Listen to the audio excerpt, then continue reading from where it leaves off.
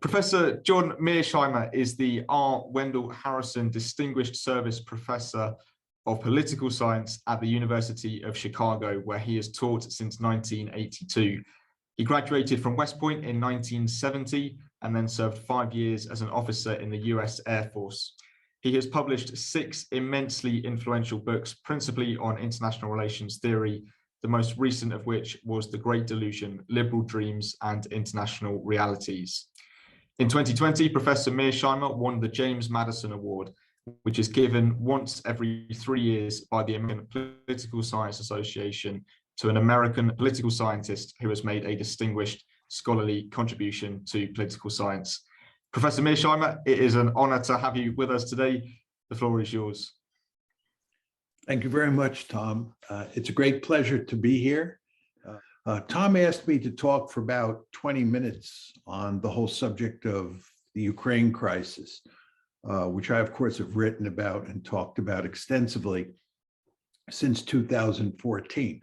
So I'm happy to do that, and I'll answer questions on Ukraine, and I'm willing to answer questions on almost any subject you folks would like to talk about. Let me do 2 things. First, let me talk about the origins and the history of this crisis, and then talk about why it's on the front burner today. And then let me say a few words in conclusion about where we're headed.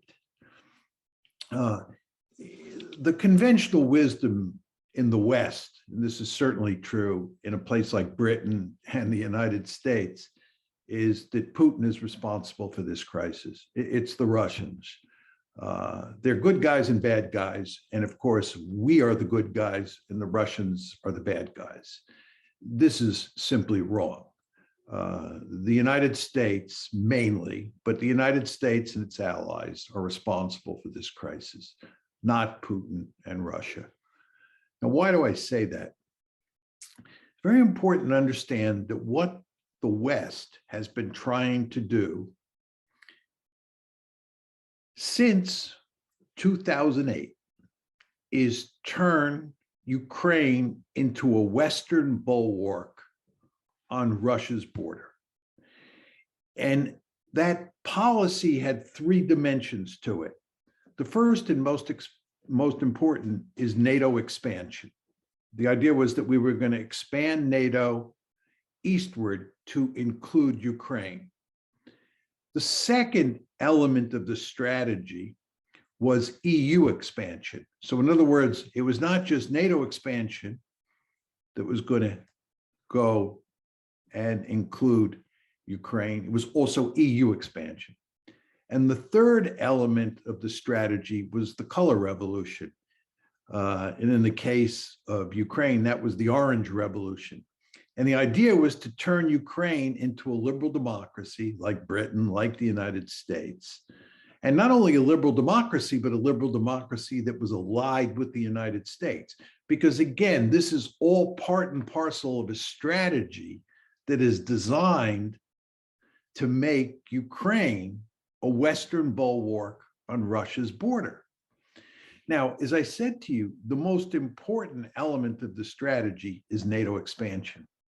And that's why the April 2008 Bucharest NATO summit is of immense importance. At the end of that April 2008 Bucharest summit, NATO announced that Georgia and Ukraine would become part of NATO. They said, this is going to happen, period. The Russians made it unequivocally clear at that point that that is not going to happen. They drew a line in the sand. As you all know, there were 2 big tranches of NATO expansion before that 2008 meeting. The first tranche of NATO expansion was in 1999. That included Poland, Hungary, and the Czech Republic. Then there was a second tranche in 2004, which included countries like Romania and the Baltic states and so forth and so on. The Russians swallowed those two NATO expansions. They intensely disliked both of them, but they swallowed them. When NATO said in 2008 that expansion would now include Georgia and Ukraine, the Russians drew a line in the sand. It's very important to understand that. They said, this has not happened. It is no accident that in August of 2008, a few months after the April 2008 Bucharest summit, you had a war between Russia and Georgia. Remember, Georgia is the other country besides Ukraine that is going to be brought into NATO. The Russians said, that ain't happening. And you had a war in August 2008. In February 22nd to be exact, February 22nd, 2014, the crisis broke out over Ukraine. And it was mainly precipitated by a coup in Ukraine that overthrew a pro-Russian leader and installed a pro-American leader. The United States was involved in that coup. The Russians went ballistic. This is hardly surprising. They went ballistic, and they did two things. First is they took Crimea from Ukraine. Why did they do that? You understand that there is a very important naval base called Sevastopol on Crimea. And there's no way the Russians are going to let Sevastopol become a NATO naval base. This is not going to happen. That's the principal reason that the Russians took Crimea. And the second thing that they did is that the Russians took advantage of a civil war that broke out in eastern Ukraine almost immediately after the February 22nd, 2014 crisis. And what the Russians have done is they have fueled that civil war, and they have made sure that their allies were mainly Russian speakers, and in many cases Russian, in eastern Ukraine are not defeated by the Ukrainian government. They, in effect, are wrecking Ukraine. The Russians are basically saying, we will wreck Ukraine before we allow Ukraine to become a member of NATO. So the Russian response is very important to understand this. In 2014, when the crisis first broke out into the open in response to what had happened in Bucharest in 2008, the Russian response was twofold. Number one, they took Crimea, and you should all understand Crimea is gone. It is never going back to Ukraine, one. And number two, they have said implicitly that we will destroy Ukraine, we will wreck it before we will let it become a member of NATO. Now, the question you want to ask yourself is, why are the Russians doing this? This is Realpolitik 101. And the fact that people in the West, especially in places like Britain and the United States, don't understand this boggles my mind. I just don't understand it. The idea that you could take a military alliance run by the United States, the most powerful state in the world, and run it up to Russia's borders, and the Russians wouldn't be bothered by it, is simply unthinkable. We in the United States have the Monroe Doctrine. The Monroe Doctrine says that no distant great power is allowed to form a military alliance with a country in the Western Hemisphere, and is certainly not allowed to move military forces into the Western Hemisphere. I remember the Cuban Missile Crisis very well. What happened there is the Soviets put nuclear tipped missiles in Cuba. The United States said, this is categorically unacceptable. Military forces from afar are not allowed in the Western Hemisphere. And we had the Cuban Missile Crisis, and the end result is those missiles were removed. When the Soviets were later talking about building a naval base at Cienfuegos, the United States told them in no uncertain terms, you are not building a naval base at Cienfuegos. Just not going to happen. The United States views the Western Hemisphere as its backyard, and it prohibits distant great powers from coming into its backyard. Well, don't you think the Russians are going to be deeply disturbed by the United States turning Ukraine into a bulwark right on its borders? Of course they are. And the Russians told us that immediately after the Bucharest summit. The Russians made it categorically clear that Ukraine is not going to become part of NATO. But of course, the Americans and their allies did not listen, because we believe that we're the good guys. We're a benign hegemon here in the United States, and we can do pretty much anything we want in the world. And for a while, it looked like we could get away with that. As I said, the Russians accepted the first NATO expansion, the 1999 one, and they accepted the second NATO expansion. But after Bucharest, they said, this is not happening. So you had this major crisis that broke out in February 2014. Now, the crisis tamped down quite a bit after 2014. But in the fall of last year, 2021, it began to ramp up. And of course, early this year, and I'm talking about early 22, it became a full-blown crisis. And the question that we want to ask ourselves is, what happened here? You know, why all of a sudden did this crisis go from the back burner to the front burner?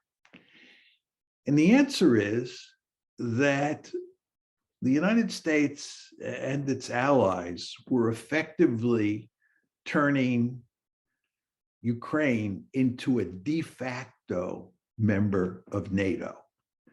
You'll hear lots of rhetoric today that the Russians really had nothing to worry about because nobody is talking about making Ukraine a member of NATO today. And I think that's true. But if you look at what we were actually doing, it's a different story. First of all, going back to the Trump administration and continuing into the Biden administration, we are now arming Ukraine. We were not arming Ukraine during the Obama administration. In February 2014, when the crisis broke out, and in the first few years after that crisis, when the Obama administration was in power, we refused to arm the Ukrainians because we knew it would enrage the Russians. It would scare the Russians. You want to understand that the Russians view Ukraine becoming a part of NATO as an existential threat. That's what's going on here. The Russians are sending a very clear message to the West. They're telling you, we take this threat seriously, and we are willing to use military force, if necessary, to eliminate this threat. The Russians are not fooling around here. So what you had happening in 2021, and of course it started before that under the Trump administration, is we were arming the Ukrainians. And when you start talking about arming the Ukrainians, those are Ukrainian forces that can fight against Russia's allies in eastern Ukraine. One thing that really spooked the Russians was that the Turks gave the Ukrainians drones. And drones have become a very effective weapon on the battlefield, as the Azerbaijanis proved against the Armenians last year. And the Azerbaijanis were using Turkish drones. So the Turks are giving drones. The Americans and the British are giving all sorts of other weapons to the Ukrainians. You know, of course, that we define these weapons as defensive weapons. But of course, as sophisticated IR theorists, you all know that there's no such thing as a meaningful distinction between defensive weapons and offensive weapons. As we all know from the security dilemma, what looks defensive to us looks offensive to them. You give drones to the Ukrainians. Do you think the Russians are going to view those as defensive weapons? I don't think so. Right? You start training the Ukrainian forces the way the British and the Americans do. You don't think the Russians are going to see that as a threat? I can guarantee you they are, right? So what's happening here? We're arming, we're training the Ukrainians. And if you look at how we're dealing with Ukraine diplomatically, we're basically talking about Ukraine as if it were an ally or a partner. That's the kind of rhetoric we use when we talk about Ukraine. So it looks like diplomatically and militarily, the bonds between the West, especially the United States, and Ukraine are tightening. At the same time, we're doing a number of provocative things outside of Ukraine that really bother the Russians enormously. The British foolishly run a destroyer through Russian territorial waters in the Black Sea this past summer, June 2021. The Americans take a bomber and they drive it right up against the Russian coastline in the Black Sea. This really bothers the Russians, unsurprisingly. So what you see happening here is the Russians have a very powerful sense that NATO is moving eastward. NATO is moving right up to the Russian border, mainly by turning Ukraine into a de facto member of the alliance, but also with provocative measures like this British destroyer and this American bomber. The Russians, as Sergei Lavrov, the Russian foreign minister, said, reached the boiling point. They had it. They had it. They're not interested really in negotiating anymore. They're interested in altering the status quo.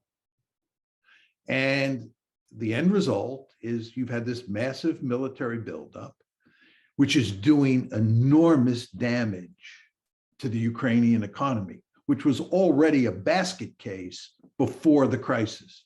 So Ukraine's situation is getting worse and worse. And the Russians have sent a very clear signal to the West that if they up the ante, they meaning the West, if the West ups the ante, the Russians will up the ante. And again, Ukraine is not becoming a part of NATO. So that's where we are today. We have this major crisis, which goes back really to April 2008. That's the genesis, that decision to make Ukraine part of NATO. And then you had the crisis break out 22 February 2014. And over time, it was ameliorated somewhat, pushed to the back burner, I think one could say. And then all of a sudden, it broke out again. Now, is there any hope that we can settle this crisis? I'll tell you what I think the best solution is. I think it's an obvious solution, but I think it's politically unacceptable at this point in time. The obvious solution is to turn Ukraine into a neutral state, more or less a buffer between Russia on one side and NATO on the other. This is effectively what you had up until February 2014.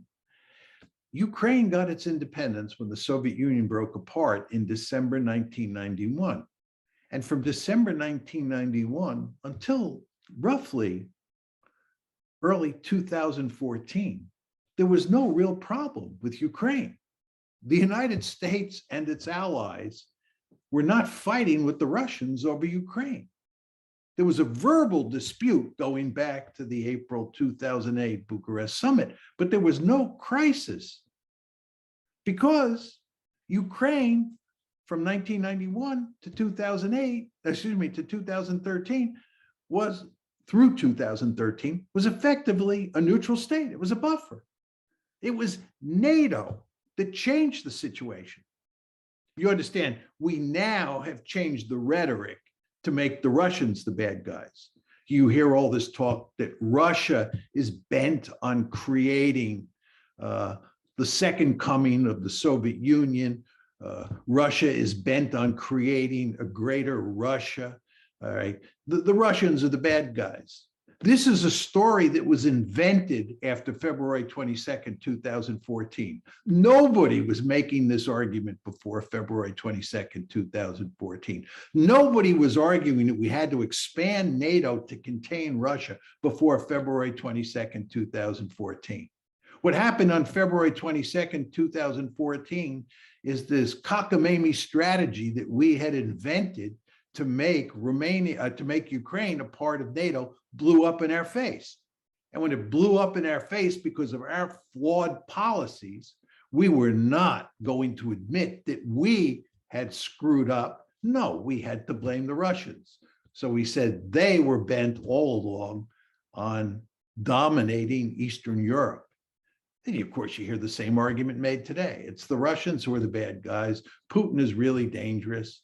We can't negotiate with him. This is the equivalent of Munich, which is another way of saying he's the second coming of Adolf Hitler, and making a deal on Ukraine is like making a deal on Czechoslovakia in October 1938. This is all pure unadulterated nonsense, right? Again, there was no threat from Russia before February 22nd, 2014. It just wasn't. We invented that story. But anyway, what the ideal situation would be to create a neutral Ukraine, a Ukraine that looked a lot like the Ukraine that existed between 91 and 2014. But we can't do that. And we can't do that in large part because the Americans are unwilling to make any sorts of concessions on NATO expansion. And furthermore, to make neutrality work, to create a neutral Ukraine, it's very important that the Ukrainian government in Kiev reach some sort of modus vivendi with the Russian-speaking population in the Donbass. This is the famous Minsk Accords, right? It's imperative that the Kiev government implement the Minsk Accords so that the civil war, and it is effectively a civil war between the people in Donbass and the people in Western Ukraine, that has to be settled before this problem can be solved. But the politics inside of Ukraine at this point in time make that impossible. And again, as I said, it's impossible to envision President Biden at this point saying that he's going to give up on NATO expansion. So the end result is this crisis is going to go on and on. That's the sad truth, in my humble opinion. So with that, I'll stop talking, Tom, and turn it over to you. That was great, super interesting. Thank you, Professor Miasheimer.